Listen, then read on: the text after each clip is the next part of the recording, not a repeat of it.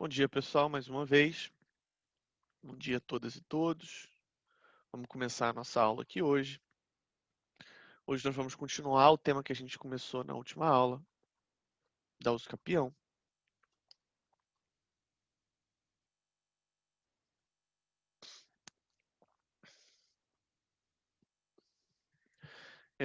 Eu vou utilizar essa aula para aprofundar um pouco esse tema.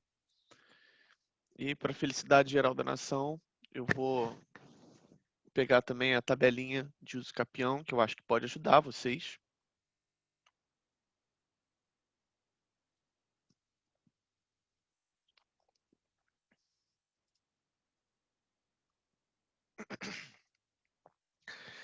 E, continuando a nossa aula,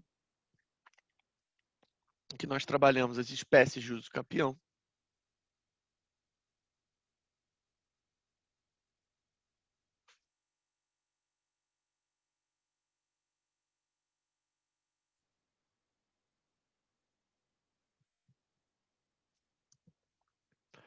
Vou começar trazendo um detalhezinho da jurisprudência.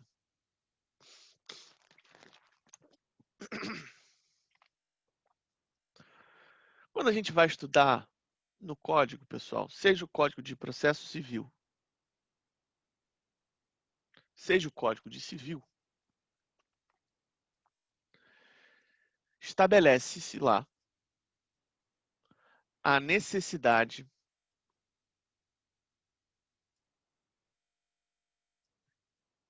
de se citar os confinantes ao se requerer a ação de uso capião. É se entrar com pedido de uso capião, para ser mais técnico.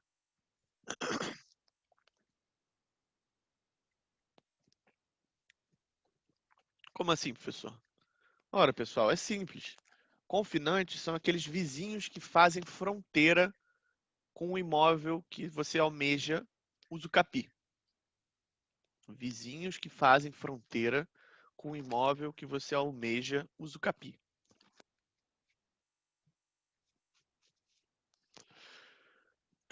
E aí uma das discussões era justamente o que acontece quando não há citação dos confinantes. Você tem nulidade absoluta do processo? O processo acaba ali? Ele não tem nenhuma validade?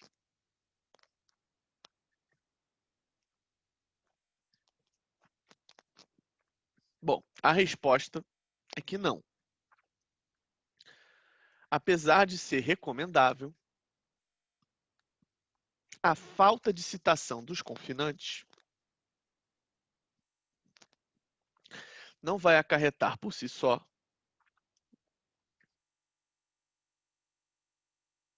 obrigatoriamente a nulidade da sentença que declara uso capião.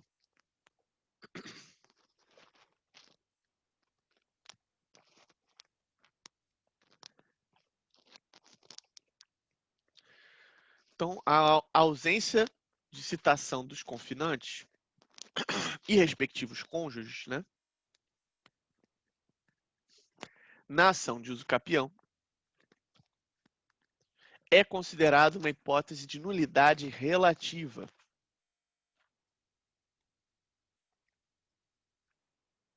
O que isso quer dizer, pessoal? Nulidade relativa só gera nulidade no processo se você constatar um prejuízo efetivo.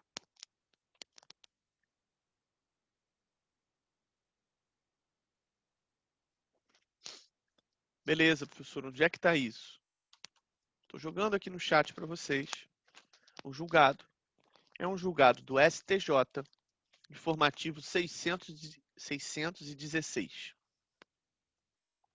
RESP 1432579 de Minas Gerais.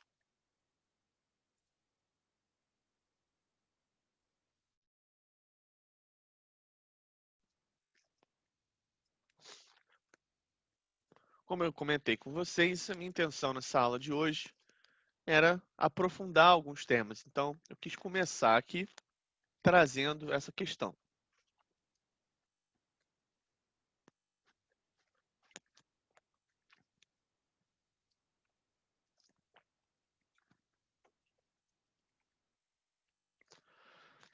Um outro tema doutrinário é sobre a questão da ação possessória.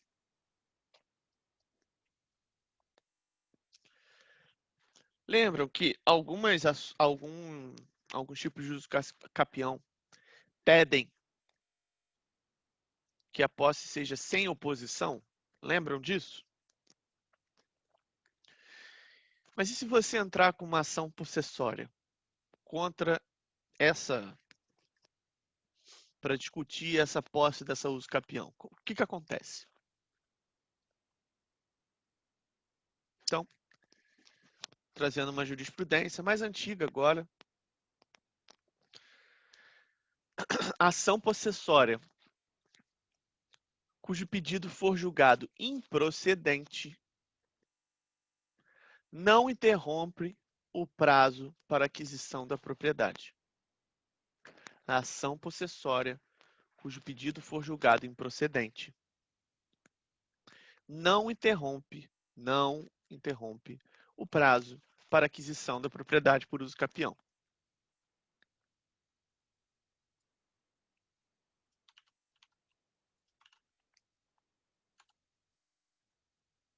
Estou mandando aqui no chat também. STJ.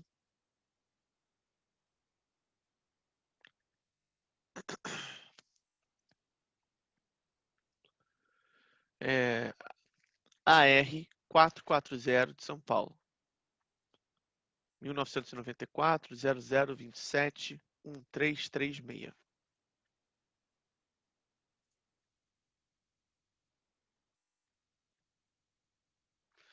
Beleza? Vamos dar uma olhada agora na tabela que eu falei para vocês.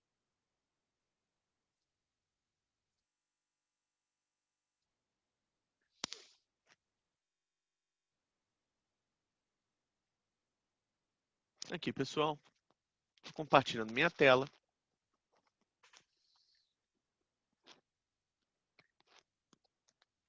Vamos juntos. Espécies de uso capião. Primeiro, a extraordinária.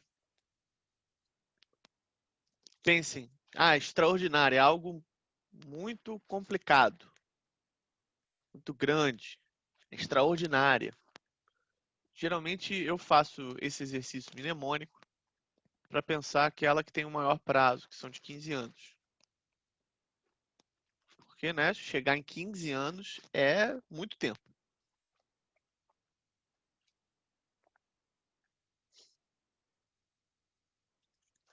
Por outro lado, quando vocês lembrarem dos 15 anos, pensem também que ela não pede a boa-fé. Não tem boa-fé aqui. Para cá, basta a intenção de ser dono, animus domini, possa mansa, pacífica e ininterrupta, e o prazo. Esse prazo, ele varia. 15 anos, se a pessoa tiver só a posse, e 10 anos, se for uma posse com função social.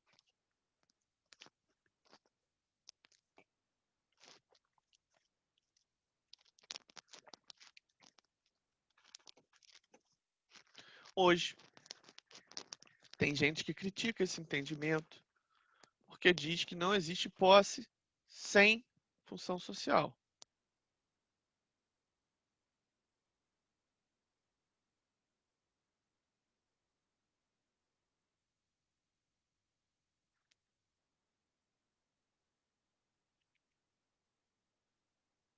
Ok?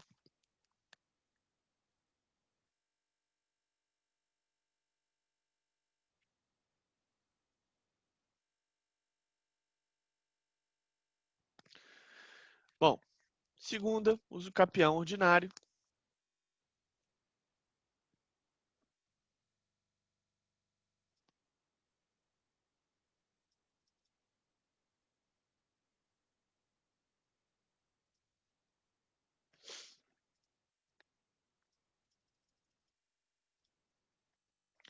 Não, uso capião ordinário, pessoal. A gente aqui está falando de um prazo de 10 anos, que pode ser 5 anos. Lembrando que simples e qualificada, quando a gente fala de qualificada, é qualificada pelo cumprimento da função social, ok?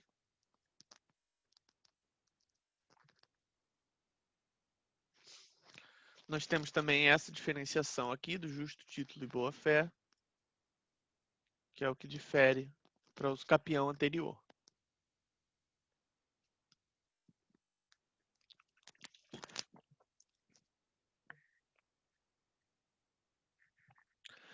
Bom, esses dois exemplos aqui são os clássicos que a gente encontra, os clássicos que a gente encontra no Código Civil.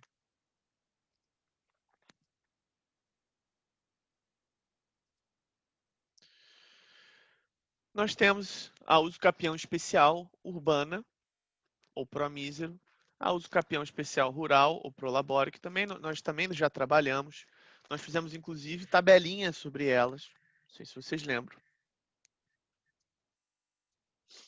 Então, a especial urbana, uma área de até 250 metros quadrados, posse por 5 anos ininterruptos,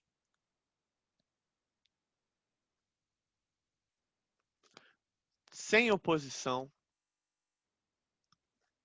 tem que cumprir função social.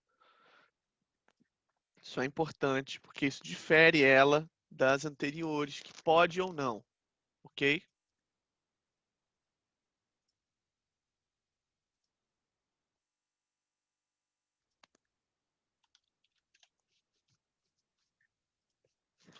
E não pode ser proprietário de outro imóvel urbano ou rural.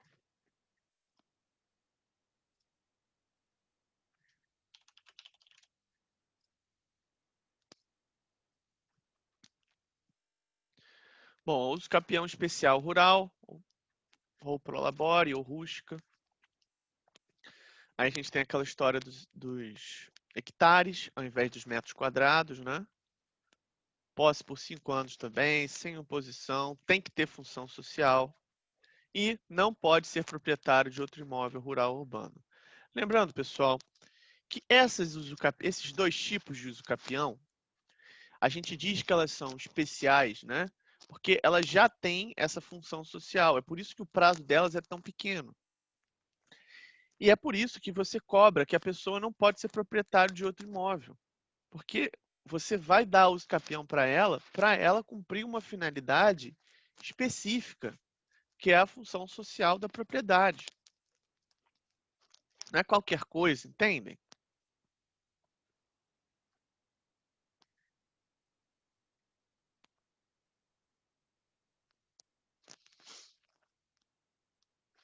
Bom, nós temos a uso capião coletiva urbana.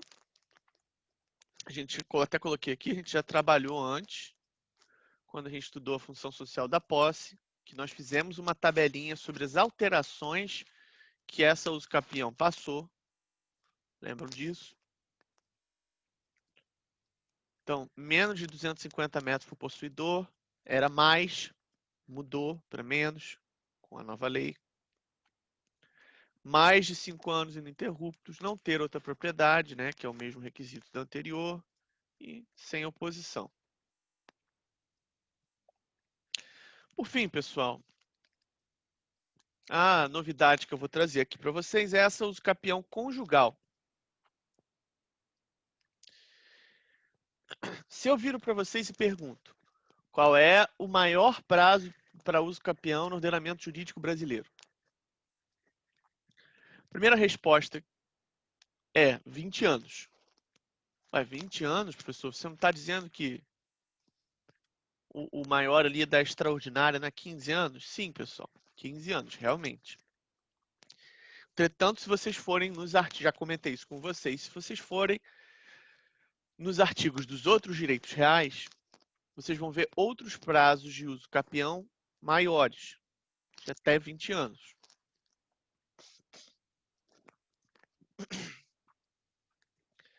Então, por uma leitura literal do código, o maior prazo de uso capião, como por exemplo, a uso capião de servidão, a gente acha 20 anos ainda. Todavia, entretanto, por uma leitura sistemática do código, convencionou-se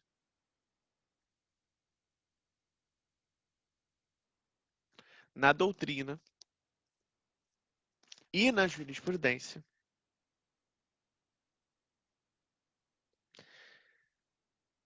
que o maior prazo seria o de 15 anos. Perfeito?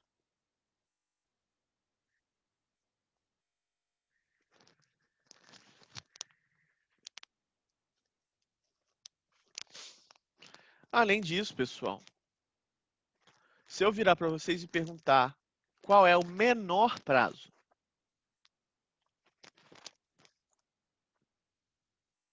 bom, a maior parte das pessoas erra isso. Coloca que o menor prazo é 5 anos, porque ela desconsidera essa uso capião conjugal.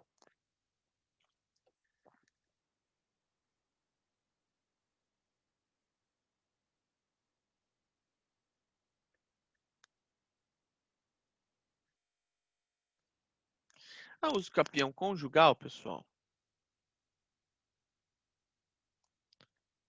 tem alguns requisitos parecidos com os anteriores. Por exemplo, um imóvel urbano vai ser de até 250 metros quadrados.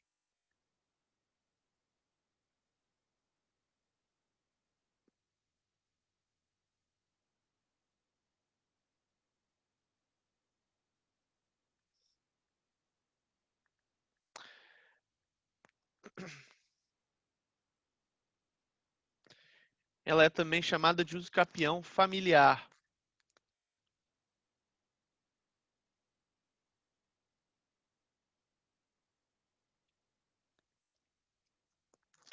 E foi inserida em 2011 pelo programa Minha Casa Minha Vida.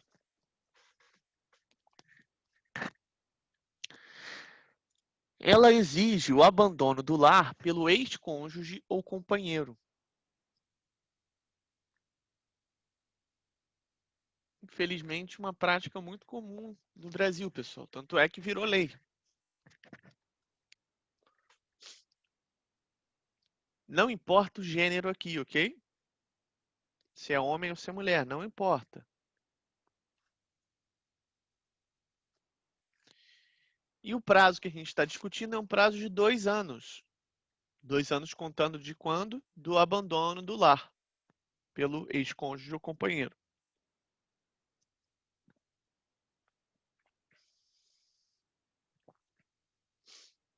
Então, a pessoa não pode ser proprietária de outro imóvel, assim como as anteriores, que são especiais. Tem que dar a sua função social de moradia especificamente.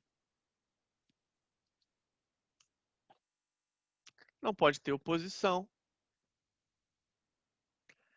E a gente conta o menor prazo do ordenamento jurídico brasileiro para uso capião, que são 2 anos ininterruptos.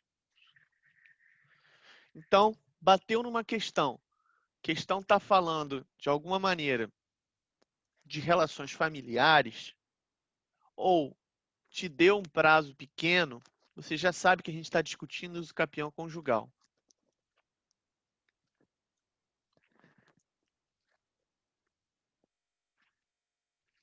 Ou ainda, uso capião te deu, na questão, a metragem, ok? Te deu essa metragem aqui, 250 metros. Seja mais de 200, seja menos de 200. Mas te deu a metragem, você já fica de olho, porque tem grande chance de ser ou essa ou a uso capião urbana. Perfeito?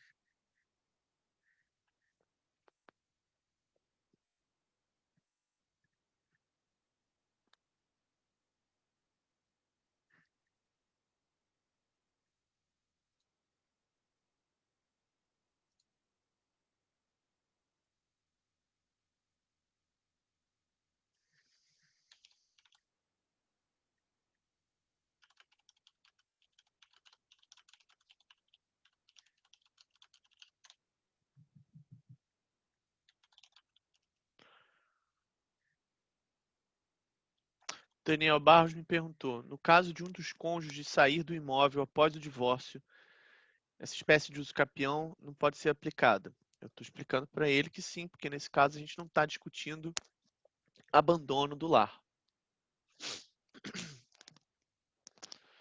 Embora, pessoal, é importante também dizer que, embora a intenção do legislador tenha sido positiva, essa expressão abandono do lar, ela é uma expressão muito aberta. E como toda expressão muito aberta dentro do direito, ela gera briga, porque a gente tem dificuldade de entender, na prática, o que seria abandono do lar. Então, há um monte de julgado, inclusive, tentando dar uma definição mais concreta de o que seria, o que caracterizaria, quais seriam esses requisitos para você configurar um abandono do lar. Então, o próprio problema que o Daniel levanta aqui é um problema que a prática, vamos dizer assim, enfrenta também. Obrigado pela pergunta, Daniel.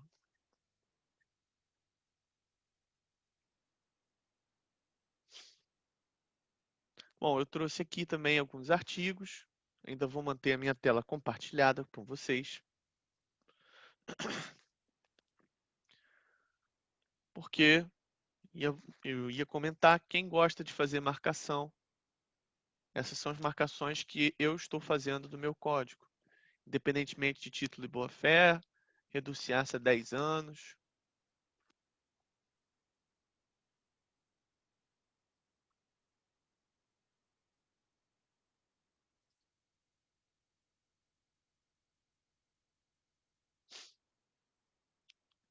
Aqui, inclusive,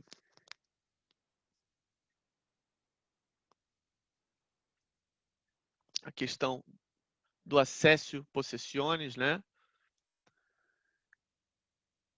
Que é a soma da posse, no artigo 1243. A gente trabalhou isso tudo. Então, estou colocando isso, pessoal, porque às vezes o pessoal quer saber onde é que estão os artigos. Eu já deixo aqui no meu próprio caderno com esse propósito. Então, Constituição de 88, artigo 183. Então, quem gosta de fazer marcação, faça uma remissão no 183 para o 1240 do Código Civil e vice-versa. Mesma coisa do 191 da Constituição para o 1239 do Código Civil. Vale fazer uma remissão de um para outro.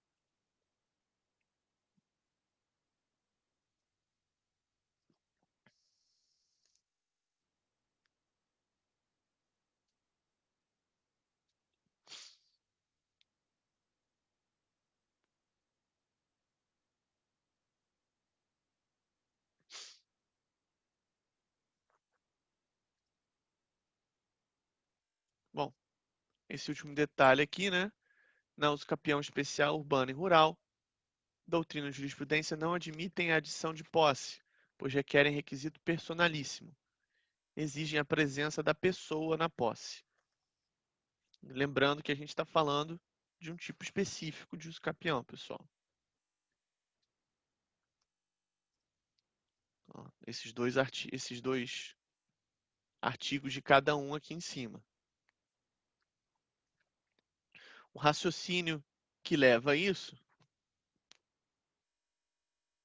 é que, como o prazo é muito pequeno e é um prazo privilegiado, é razoável não permitir acesso e possessiones nesse caso.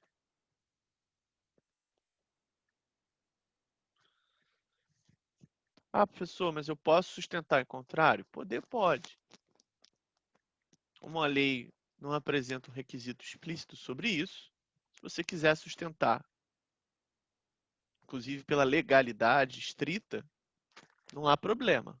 É possível.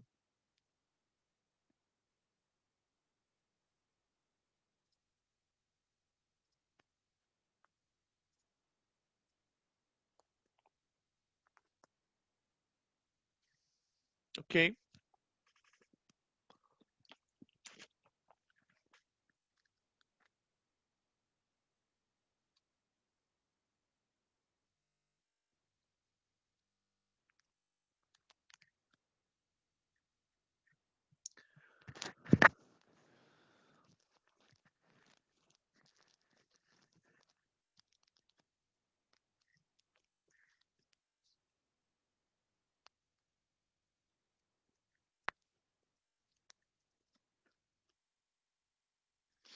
Então, pessoal, eu queria trazer um julgado aqui para vocês, para a gente comentar. Um julgado do STJ, que eu acho bem interessante. Vamos lá. João é posseiro de um imóvel há muitos anos e propõe ação de uso capião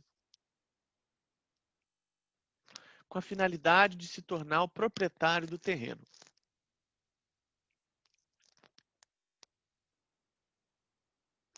A sentença foi julgada procedente,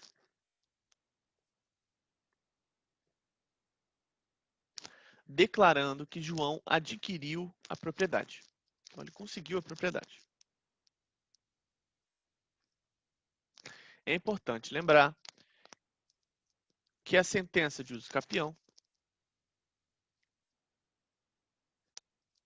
deve ser registrada no cartório do registro de imóveis, para que nele fique consignado que o novo proprietário é aquela pessoa que teve em seu favor a sentença de uso capião.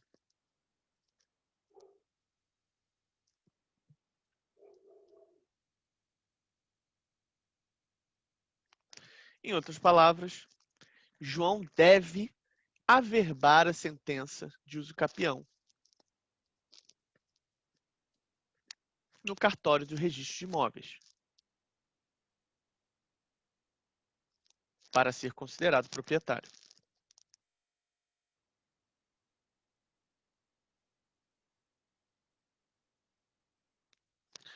Acontece que o juiz que sentenciou a ação de uso capião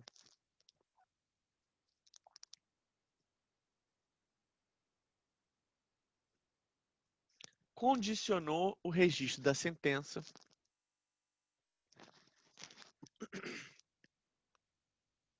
no cartório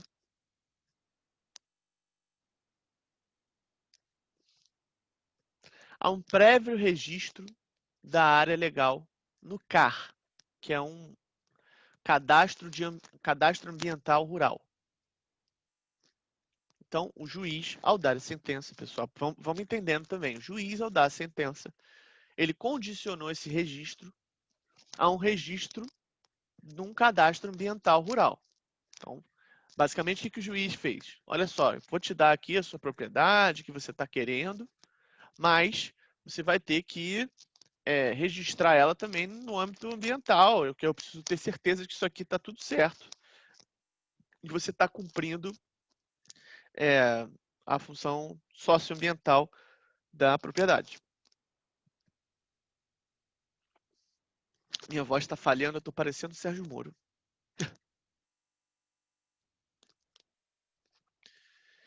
Em outras palavras,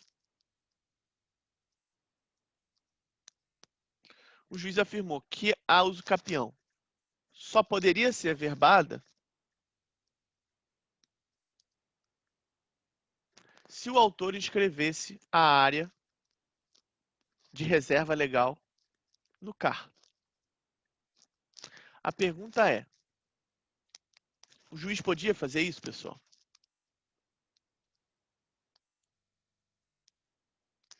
Bom, na opinião do STJ, sim.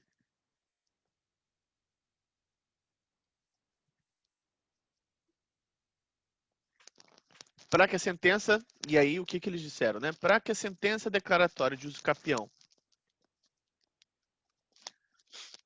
de imóvel rural sem matrícula seja registrada no cartório, na RGI, no cartório de registro de imóveis, é necessário prévio registro da reserva legal no CAR, Cadastro de Ambiente Rural.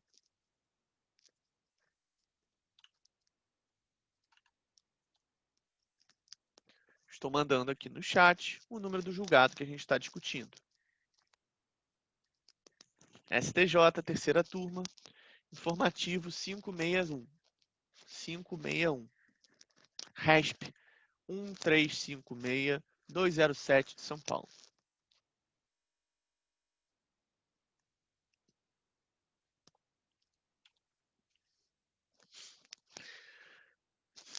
Galera, também a título de curiosidade, eu coloquei, por exemplo, aqui o número do informativo, 561. Eu já comentei isso com vocês, mas vou comentar de novo. Quem tiver curiosidade de dar uma olhada nesses julgados que eu tenho trazido para cá, vale a pena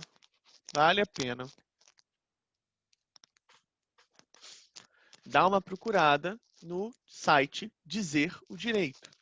O Dizer o Direito geralmente faz explicações sobre esses julgados, explicações longas. Eles fazem uma revisão do tema, vale a pena. E aí você vai procurar como? Pelo RESP? Não, você vai procurar pelo informativo, porque os comentários que tem no site são por informativos. Então você vai procurar o informativo 561 do STJ, que lá você vai achar esse julgado comentado, tá bom?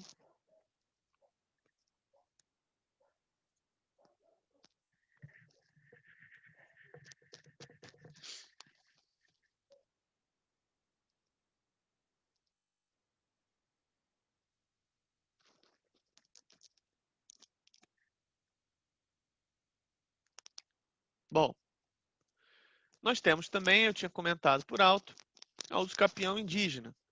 Não tinha colocado na tabelinha, que a gente já vai entrando aqui no plus, né? No extra da nossa matéria.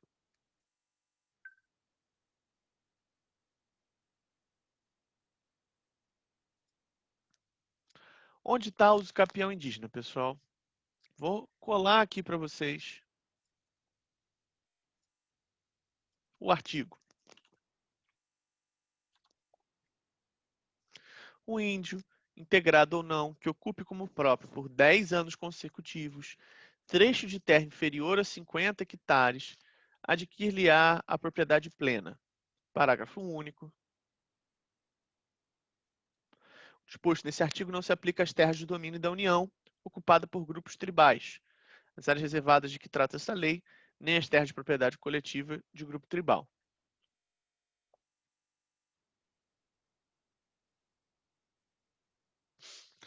Lembrando também, pessoal, que tem uma discussão grande, né? Não precisa anotar isso não, isso aqui é uma matéria mais de constitucional, não sei se vocês trabalharam isso, mas sobre índios, né?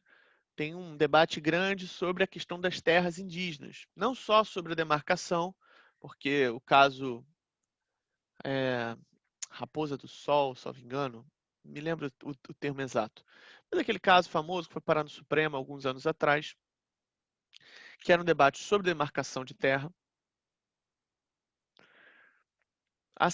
reacendeu, né, essa questão. As terras indígenas. Qual o momento da demarcação dessas terras indígenas? E aí, basicamente, nós temos duas opiniões, né, duas teorias, que é a teoria do indigenato e a teoria do fato indígena. Não precisa, novamente, se quiserem anotar, é conhecimento para vocês, mas estou só colocando aqui como um plus da nossa aula. Isso também cai bastante em concurso, essa diferenciação entre teoria do indigenato e teoria do fato indígena.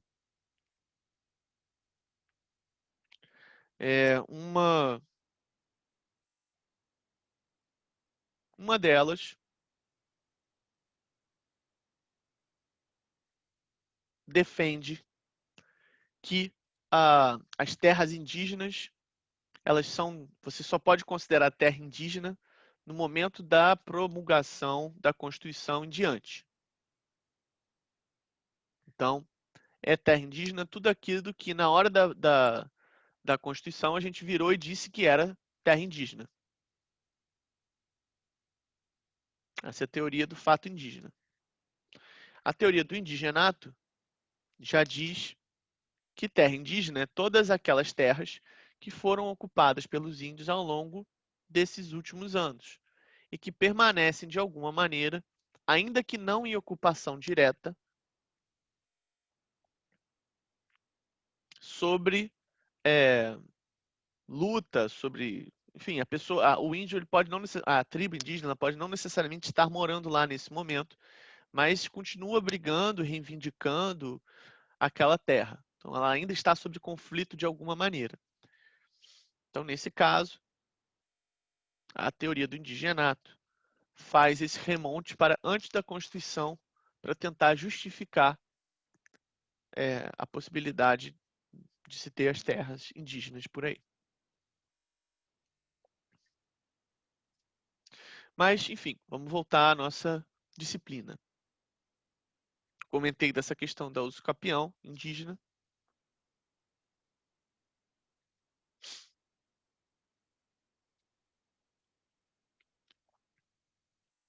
E nós temos também a uso capião administrativa.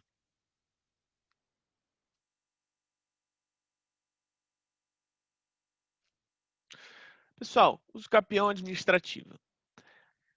Ela vem ali numa lei de 2009, Lei 11.977, que é a lei que fala do programa Minha Casa Minha Vida.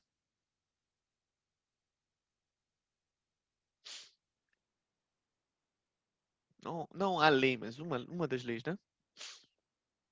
E traz essa possibilidade de uso capião.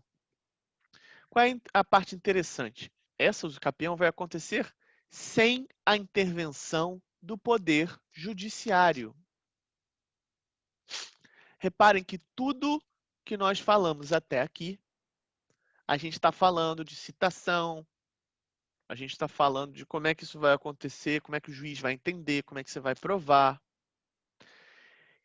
E o que é interessante nessa uso capião, nessa modalidade de uso capião, da uso capião administrativa, é que ela acontece sem a intervenção do judiciário.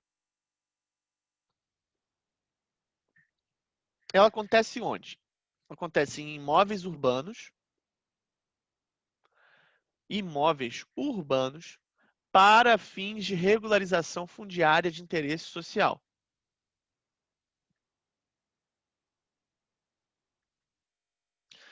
E o seu procedimento vai ser feito diretamente no registro de imóveis.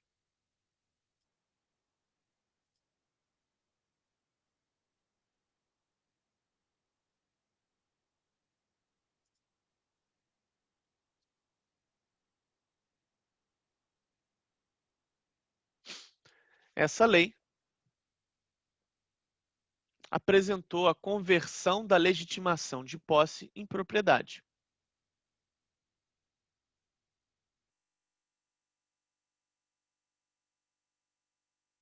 Então, pessoal, é um mecanismo ágil, eficiente, menos oneroso para fazer a regularização fundiária da ocupação do solo urbano.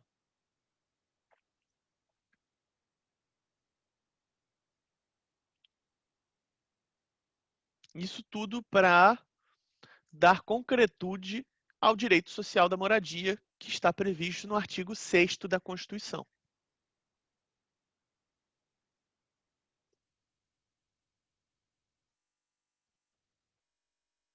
Uma pergunta para vocês, novamente, a título de curiosidade.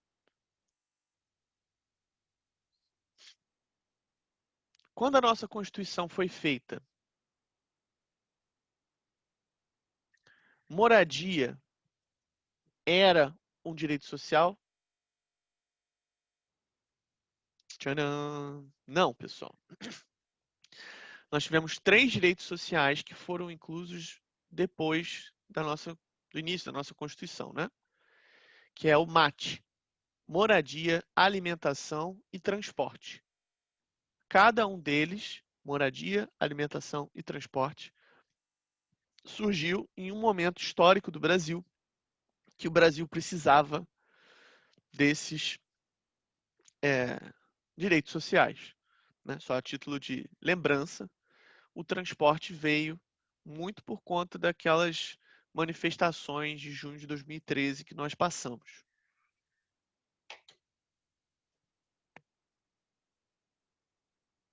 Mas vamos continuar. A lei, né, já essa lei que a gente está discutindo, a 11.977, previu um procedimento de regularização fundiária por interesse social. Então, depois da averbação,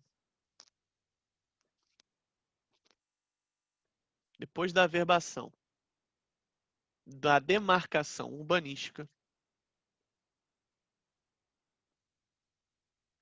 e do registro do parcelamento do imóvel no cartório,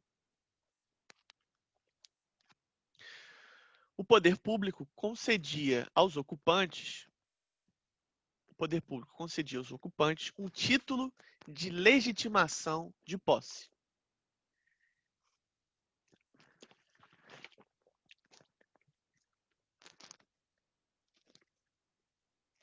Então, é um ato administrativo que identificava o tempo, a natureza da posse e a pessoa do ocupante do imóvel.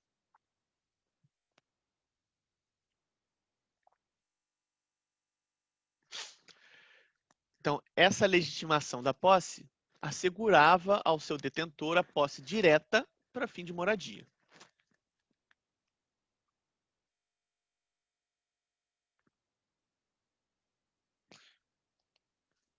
Então, a legitimação de posse constituía um título apto a registrar na matrícula do respectivo imóvel junto ao CRI, o cartório.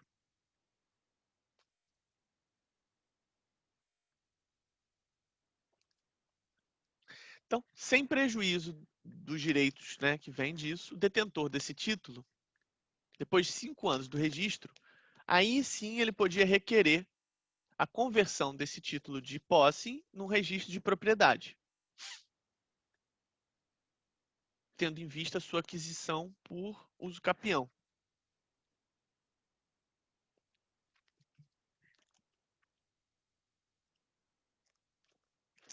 Mas o novo CPC, pessoal, criou o artigo 216-A na Lei de Registros Públicos,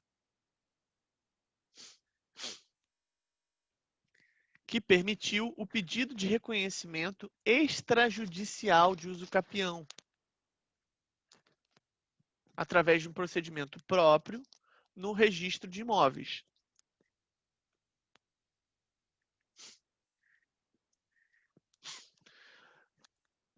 Na forma anterior, antes da reforma que a gente teve pela lei de 2017, era necessário o consentimento expresso de qualquer um dos direitos titulares qualquer um dos titulares dos direitos reais que a gente estava discutindo,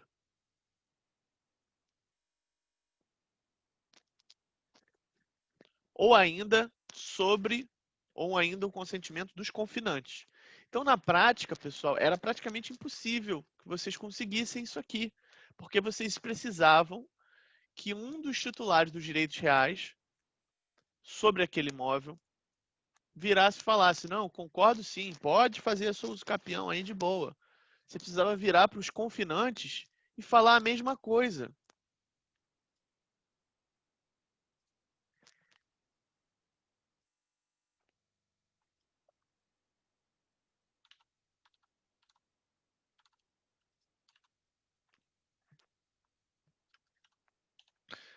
A Natália está perguntando qual artigo o CPC mudou. O artigo 216-A na Lei de Registros Públicos.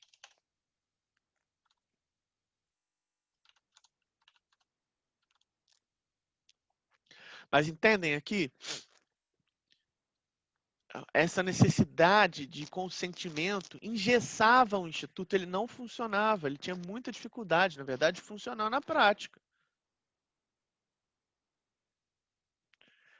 Entre outras coisas, porque se ele não dissesse nada, se ele ficasse mudo, isso era considerado como uma discordância.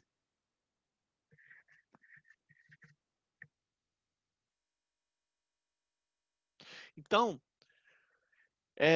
você ia lá e pedia o registro. O registrador imobiliário fazia notificação dos detentores. Caso qualquer um deles se opusesse ou simplesmente silenciasse, era impossível fazer essa demanda extrajudicial,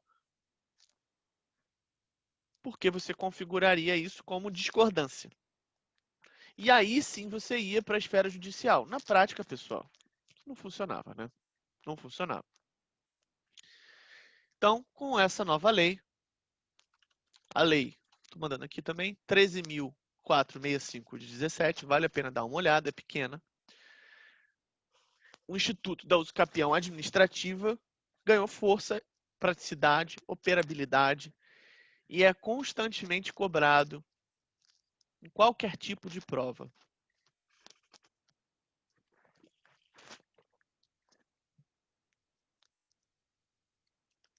Ela simplificou muito o procedimento.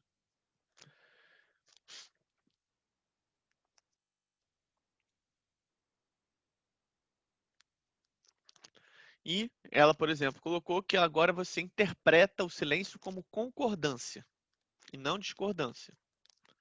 Tudo isso no artigo 215 e 216-A.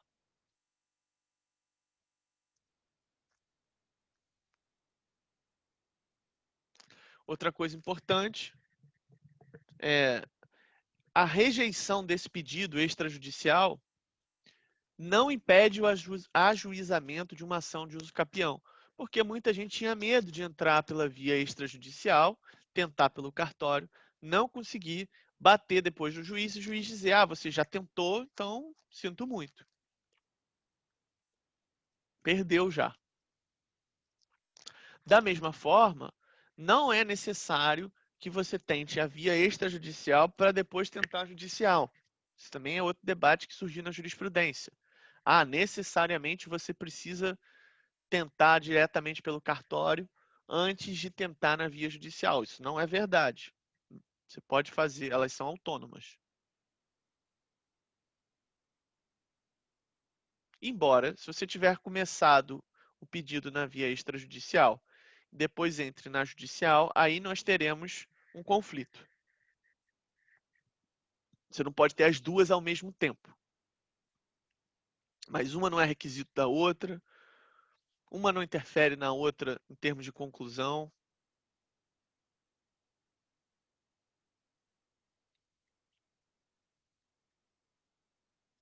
Então, para facilitar vocês, estou mandando aqui os principais pontos que essa lei, né, importou. Primeiro, né, das reformas feitas pela Lei 13.465 de 2017. Primeiro, silêncio dos titulares de direitos reais é tido como concordância. Agora, uma vez transcorridos os prazos legais, sem que haja expressa discordância dos titulares dos direitos reais sobre o imóvel a ser usucapido, assim como dos imóveis confrontantes, o oficial do registro de imóveis registrará a aquisição do imóvel de acordo com a descrição que foi apresentada a ele. Imóvel não matriculado pode ser usucapido pela via administrativa, isso é importante também. Antigamente só imóvel com matrícula. Usucapião em unidade autônoma, em condomínio edilício, dispensa o consentimento dos titulares de direitos reais, bastando a notificação do síndico, que silente também corre pela concordância. Isso era uma questão também, pessoal, porque no condomínio edilício, né, imagina lá o prédio, você vai citar todos os confinantes, você vai citar um zilhão de pessoas, né? E aí você vai precisar do consentimento de cada um daqueles. Então, é meio complicado. Aí eles simplificaram aqui para colocar isso especificamente na figura do síndico. Por fim, o imóvel cujo dono desconhece-se ou é sumido, foi sumido. O registrador promoverá a notificação por edital, mediante dupla publicação, pelo prazo de 15 dias cada um, também interpretado o silêncio do notificando como concordância. Na dúvida, estamos de acordo.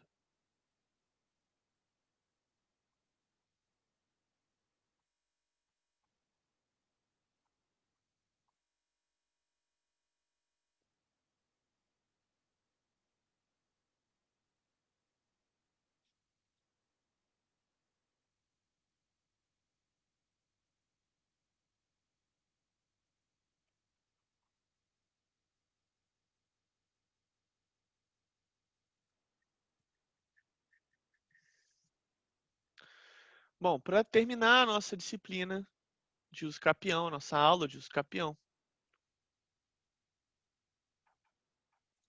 eu vou trazer aqui algumas observações. Quando a gente está falando de uso capião, pessoal, nós discutimos aqui os requisitos formais da uso capião. Posse mansa e pacífica, animus domini, lapso temporal, justo título boa-fé. Mas nós temos também os requisitos materiais. Então, além da forma, temos os requisitos de matéria. Quais são os requisitos materiais da uso capião? Bom, o bem ele tem que ser suscetível de ser usucapido. Basicamente é isso.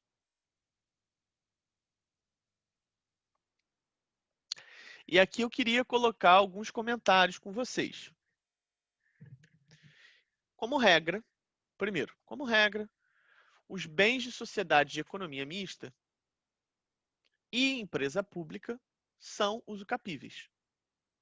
Como regra, os bens de sociedade de economia mista e empresas públicas são usucapíveis.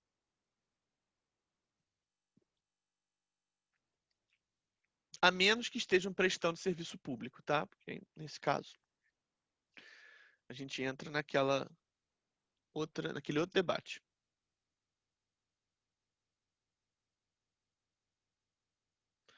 Segundo, bem de família, pessoal, pode ser usucapido? Pode. Seja legal ou convencional, a princípio, bem de família pode ser usucapido.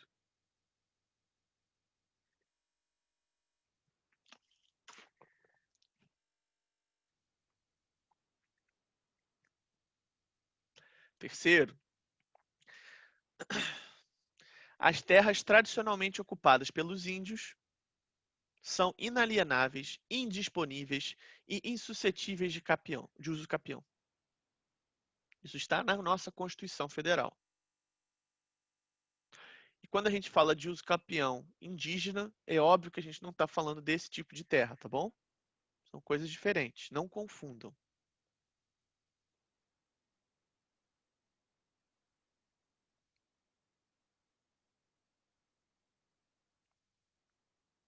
Quarto, o STJ já admitiu, né, que o condômino, na verdade, perdão. O STJ já admitiu que o condômino pode usucapir contra os coproprietários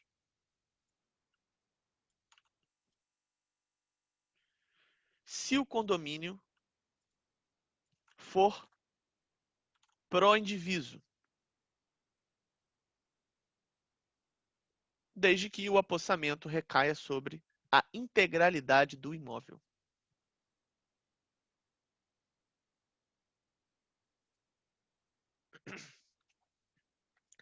Quinto, esse é bem interessante, pessoal.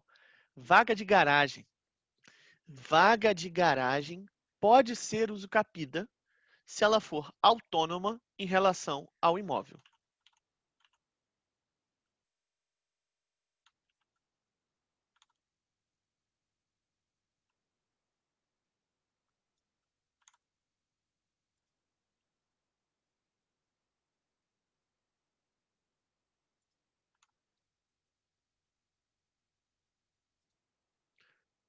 Então, já vou responder a sua dúvida, Daniel.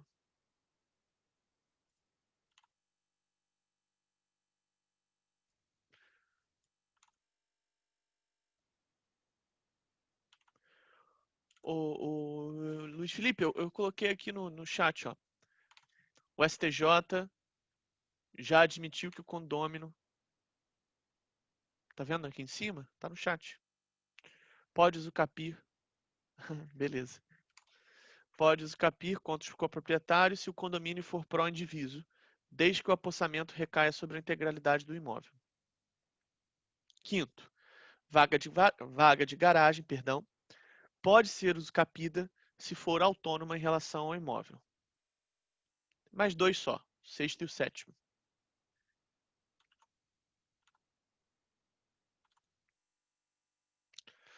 Não cabe uso capião de bens incorpóreos.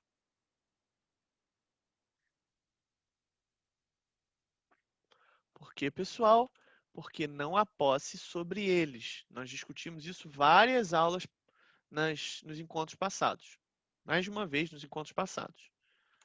Não cabe uso capião de bem incorpóreo, porque não há posse sobre eles. Se não há posse, a gente não discute uso capião, beleza?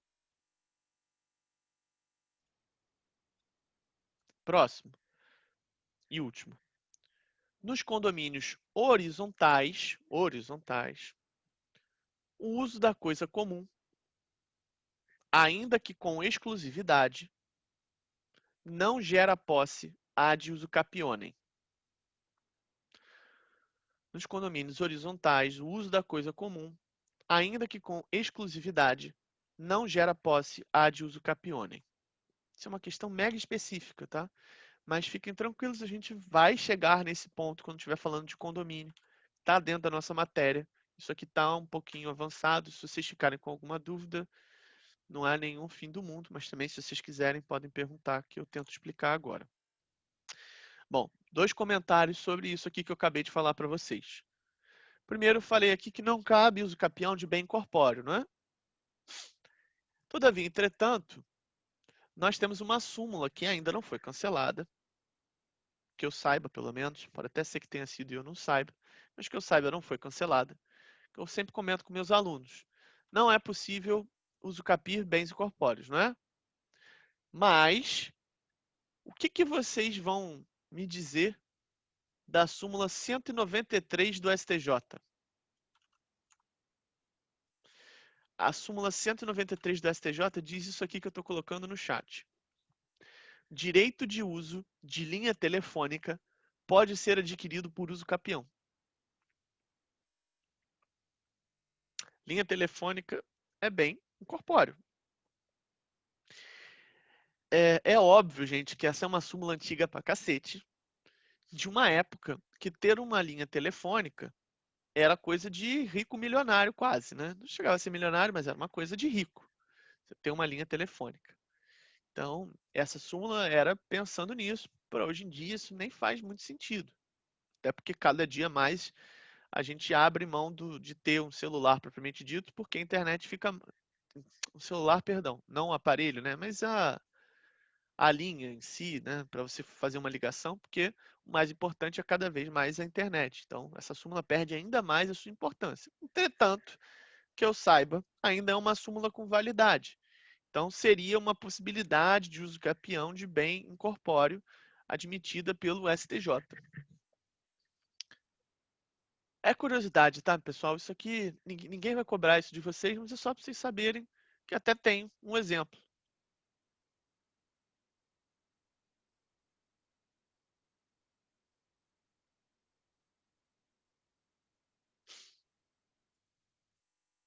Bom, e para a gente ir terminando a nossa aula, o Daniel me fez aqui uma pergunta no chat. Igor, bem de família não é necessariamente o imóvel destinado à moradia de uma família? Então, como pode ser uscapida? Terá gente morando ali. Vamos lá. Daniel, primeiro, a gente vai trabalhar bem de família aqui na nossa aula. Você e vocês podem ficar tranquilos quanto a isso. A gente vai ter tempo para isso. Eu achei até que a gente não ia ter, mas teremos tempo para isso. e é um dos pontos mais importantes da nossa disciplina. Então, respondendo a sua pergunta. Primeiro, nem todo bem de família é necessariamente imóvel destinado à moradia. Por quê? Porque hoje a jurisprudência aceita, inclusive, que a família alugue um imóvel então ela aluga um imóvel para ela morar, tá? E ela tem um outro imóvel que ela aluga para pagar o primeiro imóvel. Então repara, ela não mora perdão, ela não mora aqui no imóvel dela. Ela aluga isso aqui para alugar para ela outro espaço para morar. Então não necessariamente a família vai morar naquele espaço específico, tá? Outra coisa, bem de família ele pode ser também convencionado. A pessoa pode estabelecer um bem de família, não necessariamente ele é legal. A gente tem mais de uma forma, é por isso que é uma matéria complexa, gente. Ela tem mais de uma forma de ser colocada, né? Você pode ir lá e dizer, não, agora isso aqui é bem de família. Realmente, qual é a maior garantia que o bem de família dá? A impossibilidade de você perder aquele bem, né? Ser penhorado, penhorado, né? De você perder aquele bem ali de alguma maneira. Entretanto, pessoal,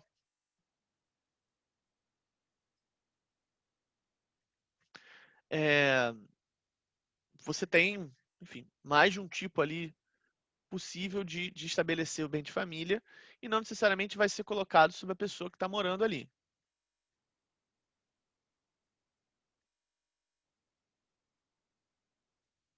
E mais, o fato dele ser estabelecido como um bem de família não dá a ele caráter absoluto.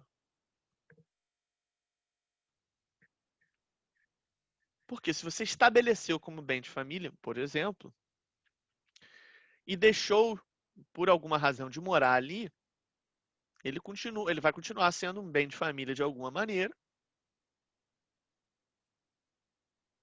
mas você pode não estar cumprindo com a função social da moradia, talvez, dele. Então não há necessariamente. Eu entendo a sua pergunta, faz sentido o que você está dizendo, mas não necessariamente uma coisa vai contra a outra, tá bom?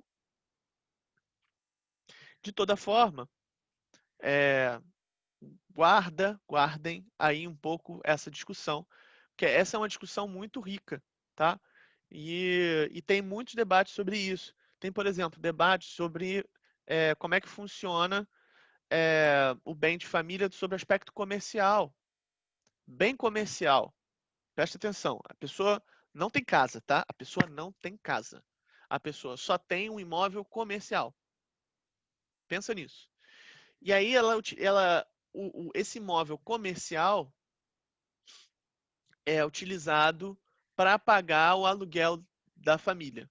Você pode considerar o imóvel comercial como bem de família? Então, por uma leitura, vamos dizer, mais fechada da lei, você não poderia fazer isso. Mas hoje, jurisprudencialmente, se entende que sim. Que você pode considerar bem de família, inclusive esse bem. Então, é um debate muito interessante, tá? Na hora que a gente estiver entrando nesse tema, vocês fiquem tranquilos que eu vou trazer todos esses pormenorizinhos, porque além de ser uma questão que ajuda muito na prática jurídica, né, para quem for advogar, ajuda muito também em questão de concurso e porque a jurisprudência tem mudado bastante nos últimos anos em relação a isso. Bom, é isso, pessoal. Obrigado pela presença de vocês hoje. Eu vou encerrar aqui a gravação.